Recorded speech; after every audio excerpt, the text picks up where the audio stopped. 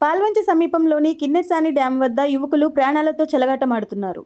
డ్యాంలో ఏర్పాటు చేసిన కాంక్రీట్ పిల్లర్లపైకి ఎక్కి ప్రమాదకరంగా సంచరిస్తూ సెల్ఫీలు, వీడియోలు తీసుకుంటున్నారు. ఒక్క చిన్న పొరపాటు జరిగినా లోతైన నీటిలో పడిపోయే ప్రమాదం ఉంది. అయినప్పటికీ ఎలాంటి హెచ్చరికలను పట్టించుకోకుండా యువకులు డేంజర్ స్టంట్లు చేస్తుండటం ఆందోళన కలిగిస్తోంది. ఇలాంటి ప్రమాదకర ప్రాంతాల్లో భద్రతా చర్యలు, హెచ్చరిక బోర్డులు, నిఘా లేకపోవడంపై స్థానికులు అధికారుల నిర్లక్ష్యాన్ని ప్రశ్నిస్తున్నారు.